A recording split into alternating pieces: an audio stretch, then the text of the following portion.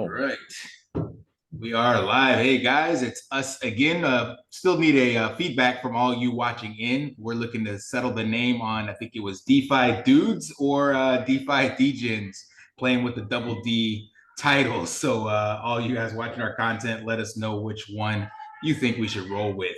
So back again, we got Bruce from DeFi Life, got myself, we got S Crypto and DeFi Crypto Talk. Welcome back, guys. Thank you. Good to be back. Thanks for having us. All right, so let's just dive right in and just get some organic conversation, because the most pressing thing on the minds of everybody in crypto is this Sam Bankman fraud issue going on. So what's your guys' take on any of that? You know, how do you feel about it? Well, me personally, I think, yeah, it's a big blow to crypto and DeFi, and a lot of people have probably left the space because of this. And it's more, for me personally, it's more heartbreaking than anything, because we all work so hard to try and bring people to space, and then stuff like this happens, and it just really puts us back probably a couple of years, not just in price wise, but in you know, development wise, on other people into the crypto space. It's so difficult, demotivating as well. So it's hard to get back up and, you know, do all this work and get back again and cover this. But you know, I'm here for the long run, so I'm not going anywhere. Yeah, I mean, I would have to pretty much chime in and say the same thing. It's unfortunate, because I think that, you know, this was really supposed to be a good year for crypto, and you know, this on top of, you know, the Luna stuff, and it's really just kind of pushed people out of the market. And I think we all can speak to, you know, whenever you're just trying to talk about crypto to anybody in general, you know, it kind of sometimes flies over people's head anyways. So now you introduce this where, you know, people are losing a lot of money and their life savings and things like that.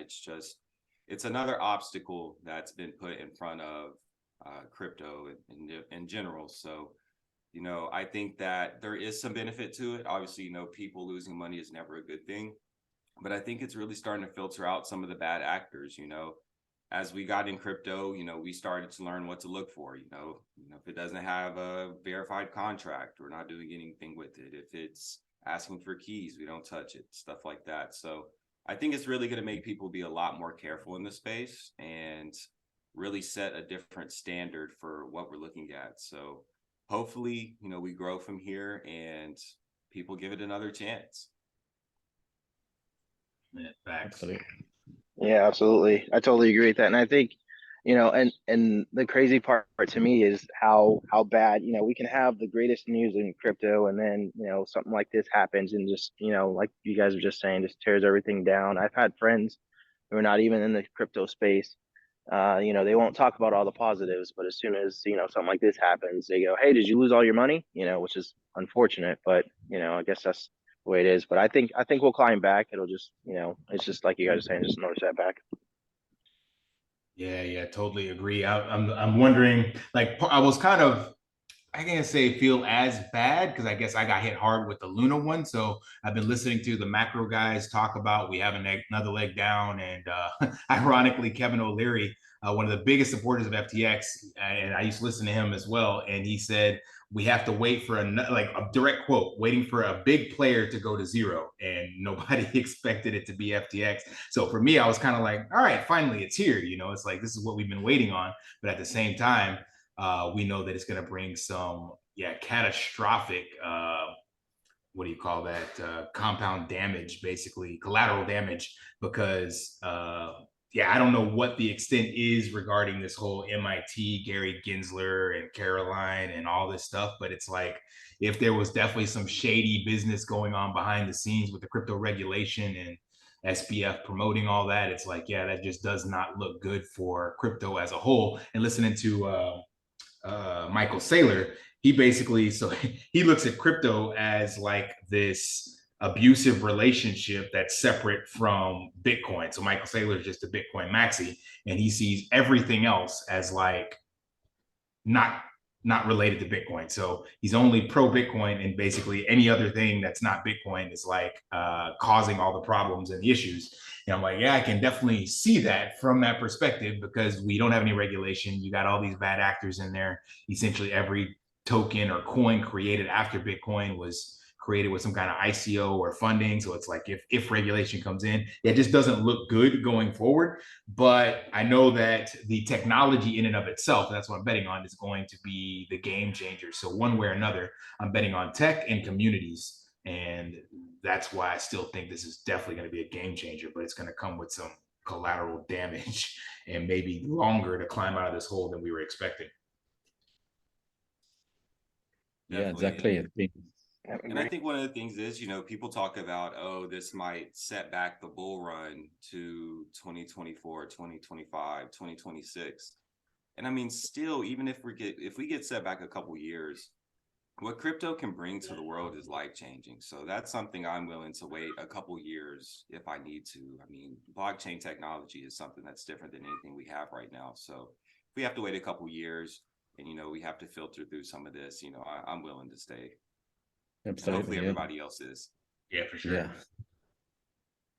I think another way of looking at it positively is, for me, when I think back when I first got into crypto in 2021, and I thought, gosh, why didn't I get into it in 2019 or even a little bit earlier or something like that? Well, now the price has basically gone back to those prices from 2 years ago. So once all this crap is past, maybe a few months or maybe 6 months, I think it'll be all good. Yeah, for sure. I'm in the same camp that I definitely think we're gonna find the absolute bottom from this, shit show that shaped up. I think that's the other positive thing. Like this, it's gonna wash out a bunch of other leverage and stuff that's in there, and the collateral damage that spreads. I think it says like 150 companies that Alameda Research and FTX kind of puppeteered or sprinkled in behind. So it's just like, all right, once all the dust settles from that, it's like there's not much else left, which is good. So we'll be at the bottom, and yeah, we can start climbing back, but it could just be a year or two later or something like that. But we still have the halving coming up in 2024. So who knows, man? Maybe it's this is the darkest before the dawn that we actually still get in another 18 months. So definitely still some hopium. Yeah, I agree. Definitely. All right. Well, that covers that. I think we had some ideas from Bruce regarding some drip strategy talks. So Bruce is all about data-driven metrics and throwing out some ideas on that. I think I saw something from you, a clip that you have coming out about whale tax, something like that. Is that in the same strategy mindset? Yeah, I have a live stream later on tonight that I'm doing. It's my first live stream. So I'm just going to try it out. I've never done a live stream before. So I'm just going to walk through the whale tax and some of my strategies for beating the whale tax and long-term in terms of max deposit and max claim and that kind of thing. And I'm really interested to hear other people's strategies apart from mine. I mean, I have my own ideas, but I really love to hear people's different perspectives and stuff like that. So, I mean, I'd really like to hear your guys' perspective on your long-term strategy. My personal strategy is to obviously we get once I reach 1,000 drip in my first wallet, then I'll start creating more wallets. Like I've already reached 1,000 now. I'm probably going to create a new wallet this week actually, but I want to create like 5 wallets for the long term.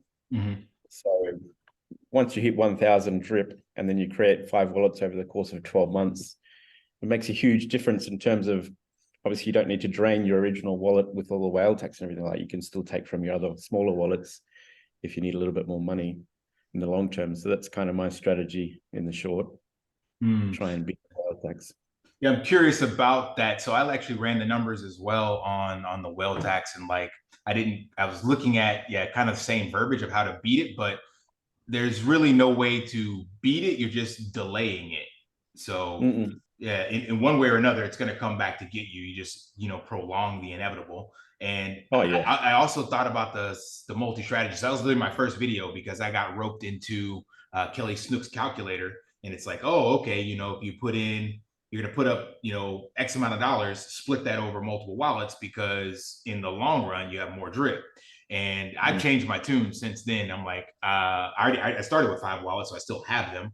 But going forward, my strategy is just to max out, not quite max out, but not make any more wallets until I get to a point where I can just airdrop the second wallet that I already have, the third wallet. So I have people in my group that are asking the same thing. And I personally don't think it's a good idea to go that route anymore, because of the volatility in the market, because of the additional utility that Forex has to create. And the longer that takes to get created, that just means there's more and more max wallets. So technically, my new take on it is the more max wallets that one person has, basically just ends up long-term causing the price of drip to stay much lower, because there's no incentive now to, because of the draining of those tokens on the wallet, like to sell them, unless the lending and borrowing comes in, it just becomes an exponential drain on the contract having to be able to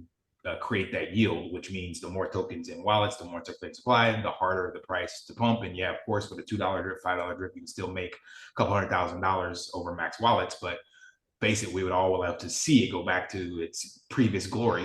But if we're sitting with multi-millions of drip, it's never going to get there, because the minute it pumps, it'll just be sold right back off.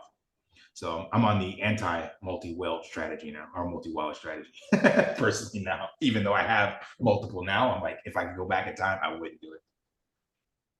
So what is your long-term strategy then? I'd like to ask, of start again from the beginning.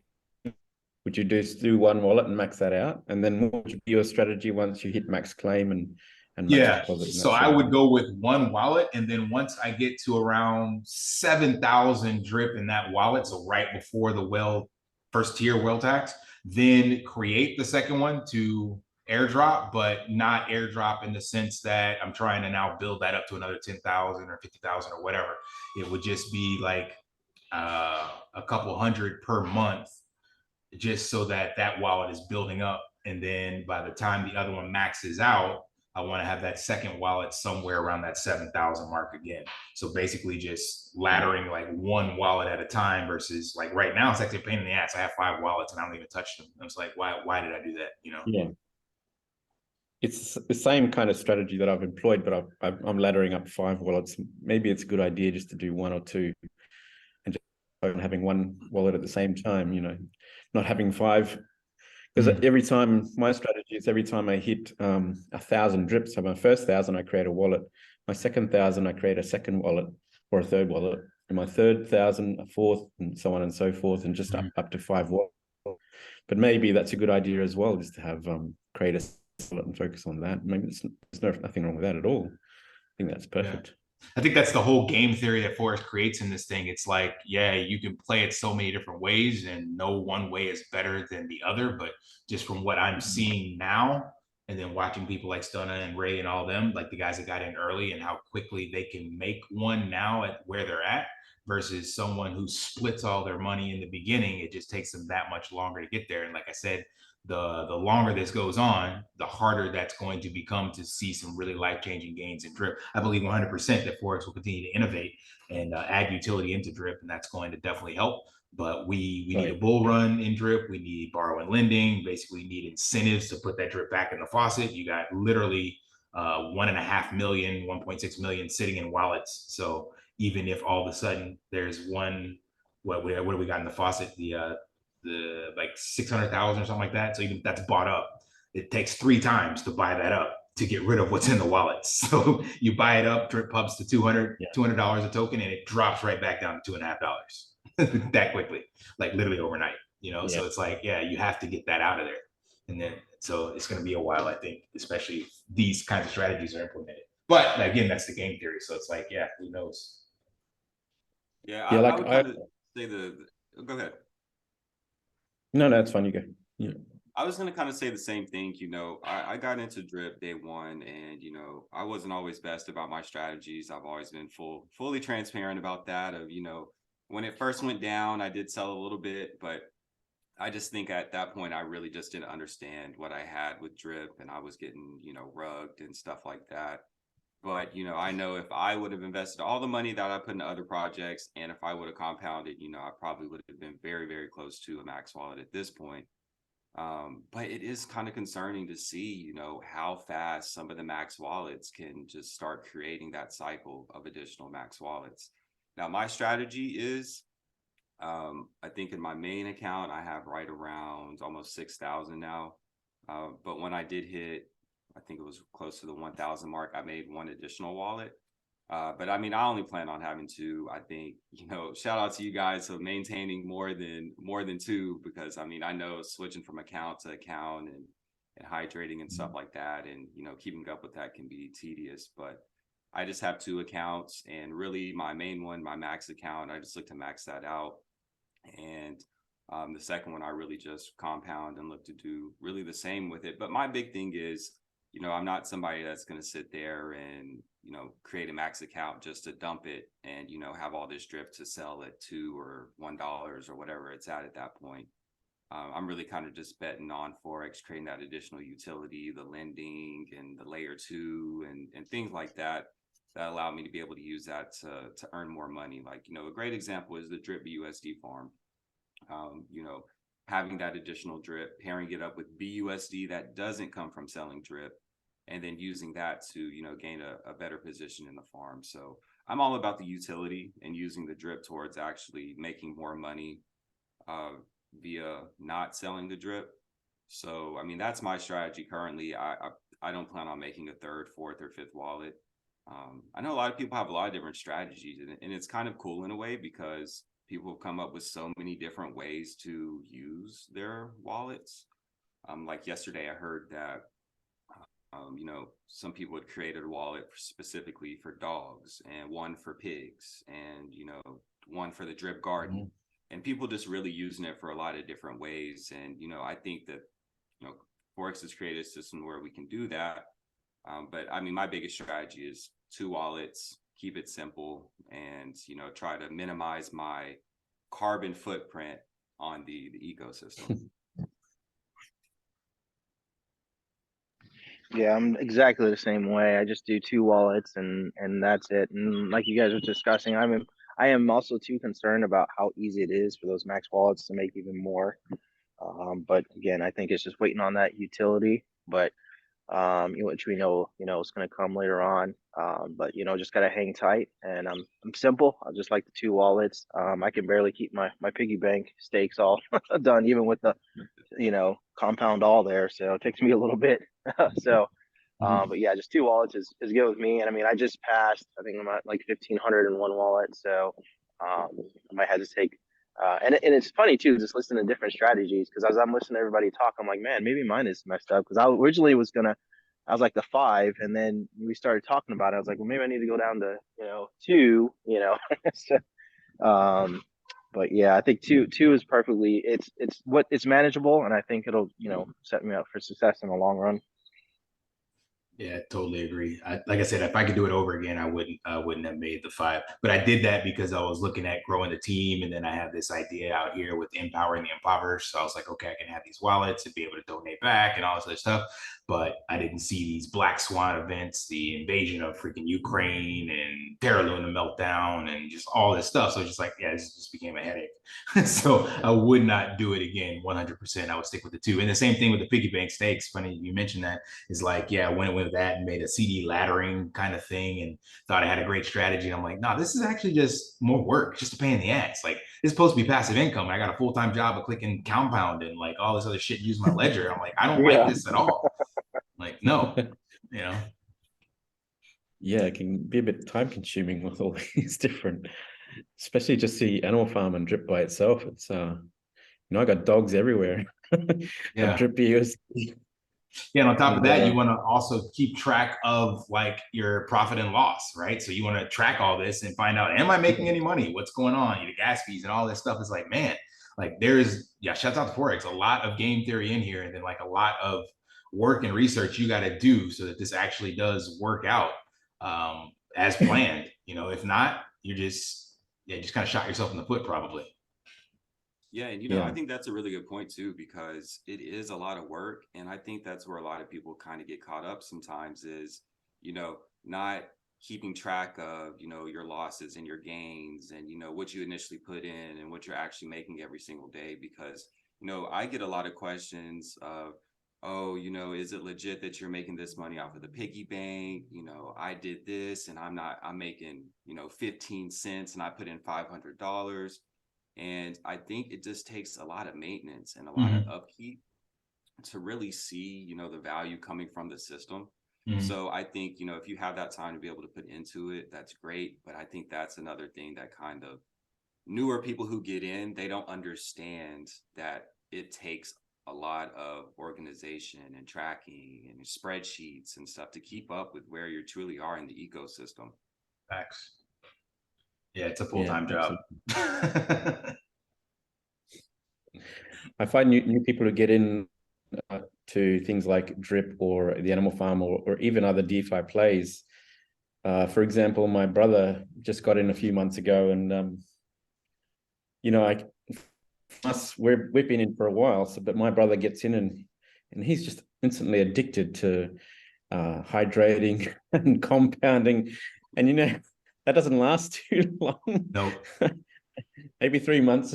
Yeah, Then for you sure. becomes a chore. Yep. Yeah, I was in the same boat of like, oh, this is great. Even the people that I got onboarded, they were doing it. Like I have some guys out here in Cambodia, so I had to actually send them the BNB because they didn't have a Binance set up and things of that nature. And they're like, yeah, for about a week or 2 weeks, and then crypto's no longer positive, and there's nothing happening in their account. It's going down. They just kind of fall off, and they're just like, all right, yeah, I'm gonna go back and do my real job and all that stuff like that. So that maintenance and dedication definitely falls out the window. Yeah, definitely. Crazy.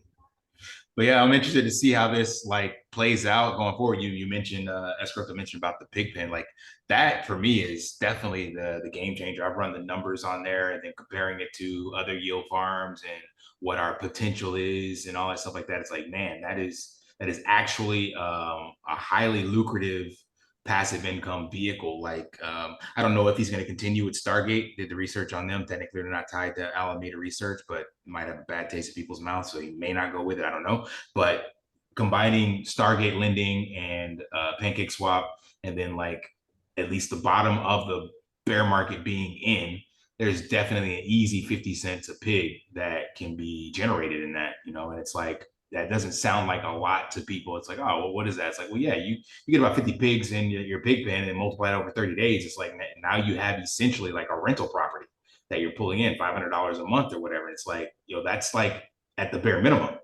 As this goes up and the bull Yeah. market gets back in, it's like this can literally create a truly passive income. And like in the pig pen, at least, that's actually passive. There's not as much work as it is in the rest of the ecosystem.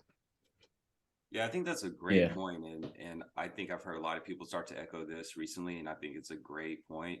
Is really treating the pig pen almost like a second faucet, because it really has some of those same mechanisms in it. You're getting paid out in BUSD, and then you're also getting the pig payouts from, I believe it's the animal Piggy bank. or the piggy bank taxes. Yep. So with that, I mean, you're able to compound your pigs back into that and then earn that BUSD on top of it.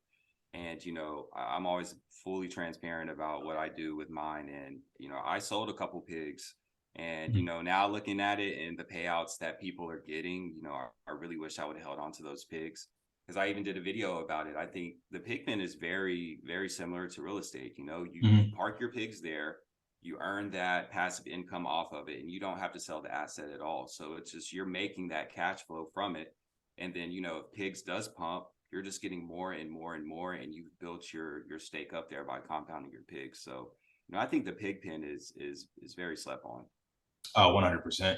What he built, like after finally getting this version 2 out, like he definitely has a solid foundation of a farm. I know there's a lot of haters on the outside, like, Forex just found a way to make you lock up your tokens and it's just this, that, and the other. It's like, no, you don't really understand the game theory he put in here and the foundation he's laying and showing. Like he iterates, right? So he builds something and then something else uses those pieces that he built. So he's actually testing things in real time with these different principles and pieces. So the borrow and lending that we're doing, the yield farming and loaning out your capital to, it's not really loaning because you still own the keys, but to PancakeSwap or Stargate is the platform and the foundation for what's necessary for creating smart contracts that borrow and lend peer to peer.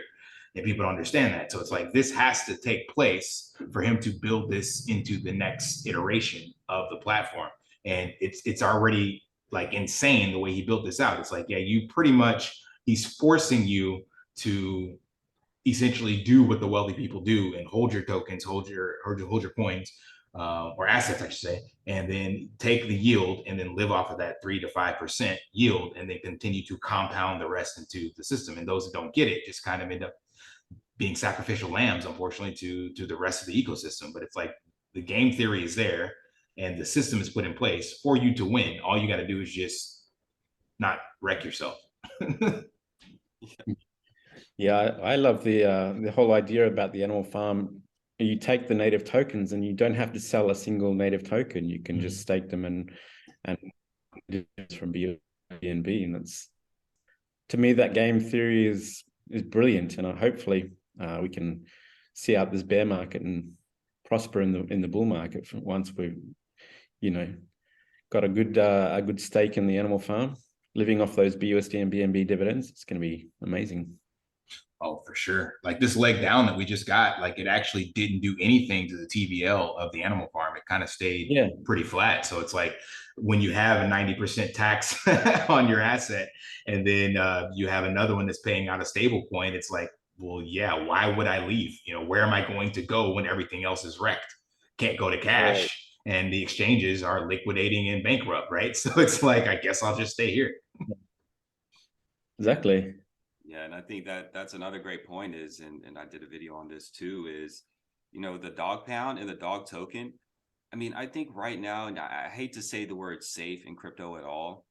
So, quotations there, but, the dog tokens, the taxes right now are so high, it doesn't make sense to sell the token. And then also you're making BUSD, BNB, and strengthening your dogs and pigs position in the farm by just holding on to it. And I think if you look at the chart, I mean, there's not any other charts right now, even if you look at blue chips that look anything like the dogs token. It's really just straight up, had a little bit of a dip there, and then it stayed pretty stable. And to sit there and be able to just stake that and earn BNB and BUSD off of that, and to be, performing better than a lot of the blue chip assets. I mean, I can't say enough about the dog pound. I mean, that's another great addition to the ecosystem that I've been loving the payouts on that as well. Oh, for sure. That's fantastic. And we haven't even scratched the surface. I believe we're going to get a huge payout injection from around the end of December when people are about that 50% mark. There's still some haters left out from the previous issues that we had. So I know there's a lot of people waiting to dump around the 40 to 60% tax reduction range, which again is just great for everybody else that's not dumping, right? It's like, well, thank you.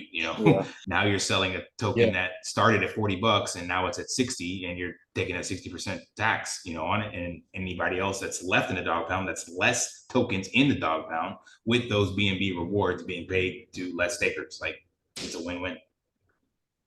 Yeah. Check out the paper hands. Exactly. Well, I guess with that, speaking about dogs, with dogs roulette being worked on and stuff like that, is that something that's going to change you guys' strategy when it comes to the dog token and being in the dog pound? Or you guys, risk the risky type to want to do something like the dog roulette game? I think it depends on the price, maybe. Yeah. For me, I'm not making enough dogs to go gamble right now. If I had more assets sitting in the full pools and farms, maybe. But I won't be sacrificing any to that, even with 1 out of 6 odds. It's like, not really. Yeah, and I think it'd be interesting to see how that gets built out too, and how that kind of helps out the ecosystem. I know that's coming down the pipe in a couple months, couple weeks, or whatever. But I think it'll be interesting to see how that kind of affects the dog token and just the rest of the ecosystem.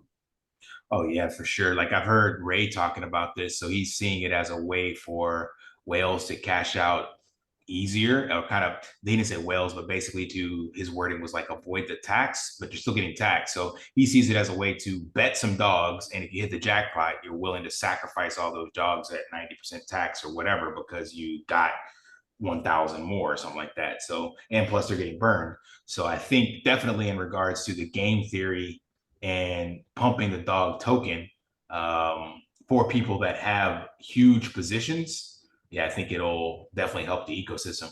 Like I told some people on my stream or on my channel as well, I think like the animal farm definitely benefits the whales and locking up capital to generate yield and not kind of dump tokens. But for the small bag holders, it's a long game. Like you have to be willing to weather the storm, sit and make your 15, 20, $100 a month and just continue to compound. And then yeah, in 3 years or so, you're sitting pretty. But whereas if you're sitting with, you know, like Ray, 500 grand in a stable coin, it's like, yeah, it's a fun place to walk into casino and put it all on black. You know, it's a very different environment. Yeah.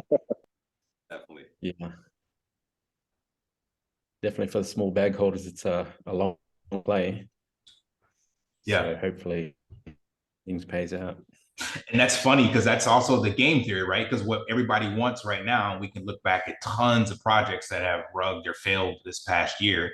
And all of the people, degens, want that quick flip. They want that excitement. They want the bells and whistles of the casino.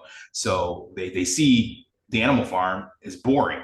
They're like, I'm only making 100% per year. Where's the 4x 4-digit APRs and stuff like that? It's like, I'm out, I'm going somewhere else and risk it for everything and see what happens. It's like, yeah, so Forex is definitely creating something different, but sadly the demographic and expectations of the people in crypto right now is like, they don't want that. They want the YOLO Hail Mary, you know, and a millionaire overnight.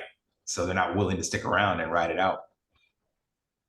Yeah, I think that those who have had those who have been burnt by rats can certainly understand that 0.5% on the animal farm and 1% on the faucet is perfect enough.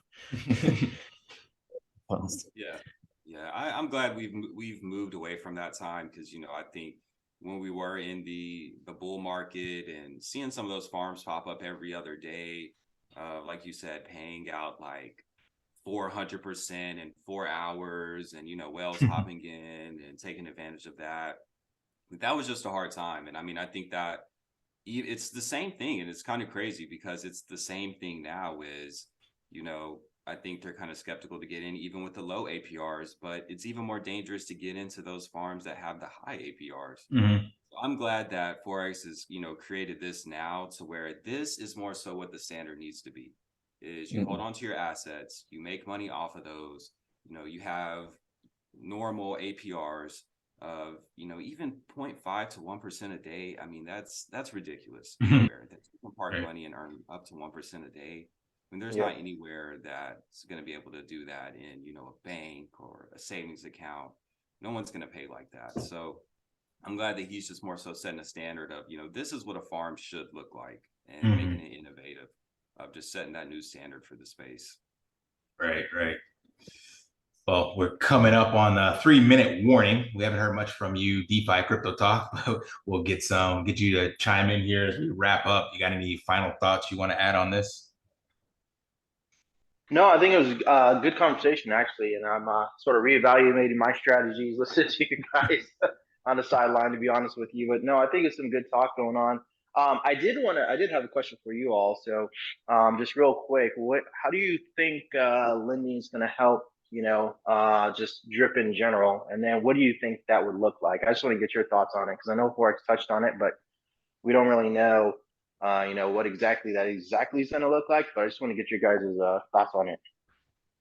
Yeah, I'll try to go real quick. I think it's going to be something like where you have to have over collateralized drip. So maybe you use a max faucet or something like that, and that represents a stake, and you can borrow or lend out against that. And that would be a way to lock up drip. But honestly, I have no idea. But he did talk about over collateralized stable coins being something better than algorithmic. So I could see him doing something with that somehow. Yeah, just the way to lock up your drip again, I think. Mhm. Yeah, I mean, we were talking about this. They had the Mega Live or something yesterday like that. And everybody was trying to take a shot at exactly how this is going to work. And, you know, what I said is, this is why Forex is the big brain, because he's able to, you know, think through these concepts and make it all work and real, because I've tried to spin it in my head so many different ways of how he could make this work from, you know, the faucet standpoint. And, you know, I'm still just trying to go through that in my head of exactly how it works, and haven't landed on anything solid yet. So I think it's just going to be interesting to see is, you know, once you get to a max wallet, is that still going to be something you're able to utilize using lending? So, you know, after you've maxed out everything you've claimed as much as you can, is that still going to have some use with lending or not? Or Right.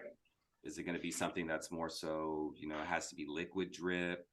I think there's just so many things that have to be worked out with that, but it's definitely going to be a game changer. Yeah. Oh yeah, absolutely. Awesome. Well, that's pretty much it from my side. I'll, you know, throw it back around round robin style. You guys, any parting thoughts? Got a 1 minute warning. No, thanks again, guys. It's been great to chat with you and hear your strategies on long term for drip. Hopefully the lending will come through, and that'll be something to sustain the protocol for a long term. So nice to talk to you guys. Yeah, same. Nice to be on again. Yeah, looking forward to next time. I'll come with some good questions for the next one. Nice. Definitely. Yeah. I just think, you know, I always say this as well on my Twitter is I just love, you know, being able to come together as content creators and as drip community members and really just talk about strategy, our ideas on things, because, you know, I don't think there's a lot of other communities that can say the same.